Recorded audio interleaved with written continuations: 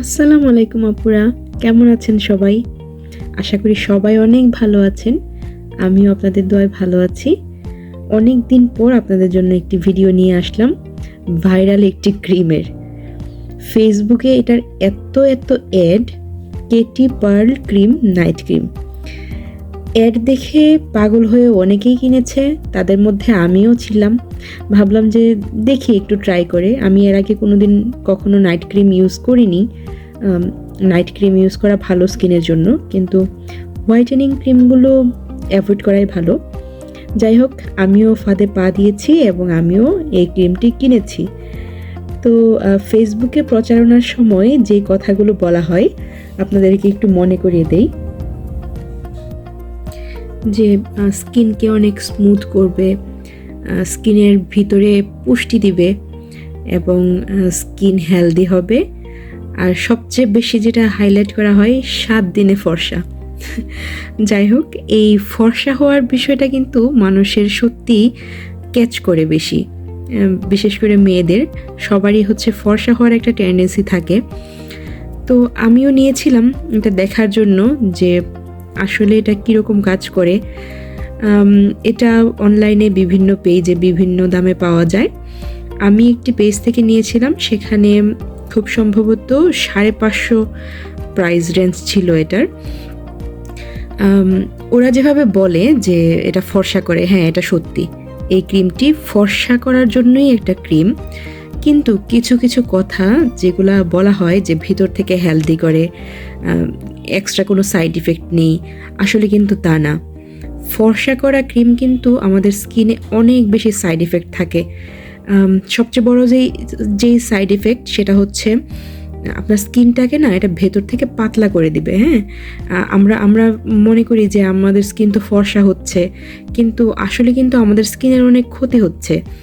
আমাদের স্কিনটাকে এটা এমন পাতলা করে দেয়, আপনি যদি আগুনের কাছে যান বা রোদে যান, তখন ইনস্ট্যান্ট আপনার স্কিনে খুবই জ্বালাপোড়া অনুভব হবে। আমি যেটা অনুভব করেছি, আমি যখন প্রথম ক্রিমটা ইউজ করি তখনই আমার স্কিনে অনেক জ্বালাপোড়া শুরু হয়। রাতের বেলা দিয়েছিলাম, আমার খুব বেশি ইরিটেশন হচ্ছিল ফেসে। শুধু ভাবছিলাম মুখটা ধুয়ে ফেলি। তারপরেও আমি এক্সপেরিমেন্ট করার জন্য রেখে দিই। তারপর 2-3 দিন আমি ইউজ করার পর দেখি যে না, এটা আমার কিছুতেই আমি স্কিনে ব্যবহার করতে পারবো না, কারণ আমার স্কিনে খুব বেশি ইরিটেশন হচ্ছিল। স্কিন আমার লাল হয়ে যেত দিনের বেলা। মুখ ধোয়ার পরে প্রথমে স্কিনটাকে মনে হতো খুব ফ্রেশ, কিন্তু যদি একটু আগুনের কাছে যেতাম বা রোদে যেতাম, আমার স্কিন ইনস্ট্যান্ট লাল হয়ে যেত আর খুব র্যাশ স্কিনে দেখা গিয়েছে। ইনস্ট্যান্ট ব্রাইটেনিং ঠিকই আসে, 3 দিনের মধ্যে অনেক বেশি ব্রাইটনেস এসেছিল আমার ফেসে, কিন্তু আমার স্কিনটা নষ্ট হয়ে যাচ্ছিল আরও বেশি। বিশেষ করে এই ক্রিমগুলো, ব্রাইটেনিং ক্রিমগুলো কাদের ইউজ করা একদমই উচিত নয়, সেটা হচ্ছে আন্ডার 18 আর হচ্ছে প্রেগনেন্সি টাইমে কিন্তু এ ধরনের ক্রিম ইউজ করলে বেবির ক্ষতি হতে পারে। আমি অনেক জায়গাতে এই ধরনের ডকুমেন্ট দেখেছি যে প্রেগনেন্সি অবস্থায় হোয়াইটেনিং বা স্কিনে এই ধরনের কোনো কিছু ইউজ করা ঠিক না। অনেক জায়গাতে কোশন দেওয়া থাকে কিন্তু যে এটা হচ্ছে প্রেগনেন্ট ওমেনদের জন্য প্রযোজ্য নয়। আর আন্ডার 18 কেন বললাম, আমার এখানে অনেকেই কমেন্ট করেন যে আপু আমার বয়স 14-15, যে আমি এই ক্রিম ইউজ করতে পারবো কি না, ওইটা ইউজ করতে পারবো কি না। আমি তাদের জন্য বিশেষ করে ভিডিওটি বানাচ্ছি। দেখো, তোমাদের বয়সী সবারই হচ্ছে স্কিন ব্রাইট করার একটা টেন্ডেন্সি থাকে বেশি। আমি যখন এই বয়সে ছিলাম তখন আমারও ছিল এরকম টেন্ডেন্সি, কিন্তু স্কিন ন্যাচারালি ব্রাইট করার জন্য ন্যাচারাল অনেক ইনগ্রেডিয়েন্টস পাওয়া যায়, যেগুলো তোমরা ট্রাই করতে পারো। ইউটিউবে অনেক ভিডিও দেখবে, ন্যাচারাল কোনো গাছের পাতা বা ফুল এগুলো ইউজ করো, বা মুলতানি মাটি ইউজ করো, চন্দন কাঠ ইউজ করো। কিন্তু এই ধরনের প্রোডাক্ট ব্যবহার করা থেকে চেষ্টা করো যেন দূরে থাকা যায়। এটা তোমাকে ইনস্ট্যান্ট ফর্সা তো করবে, কিন্তু তুমি নিজেও জানো না তোমার স্কিনটাকে ভিতর থেকে কতটা নষ্ট করে দিচ্ছে। যাই হোক, আমার মনে হয়েছে যে আমার এই ভিডিওটি বানানো খুবই জরুরি।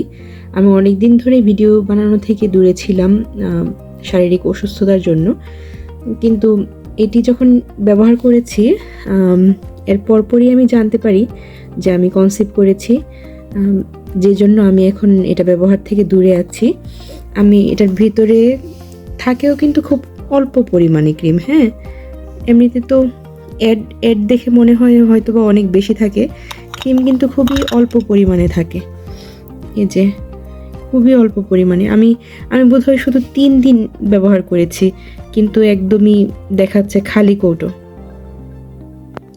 সবার জন্য আবার বলছি, এই ধরনের নাইট ক্রিম যেগুলো হচ্ছে স্কিনকে ইনস্ট্যান্ট ব্রাইট করে, এই ধরনের ক্রিম ব্যবহার করা থেকে অবশ্যই দূরে থাকবেন।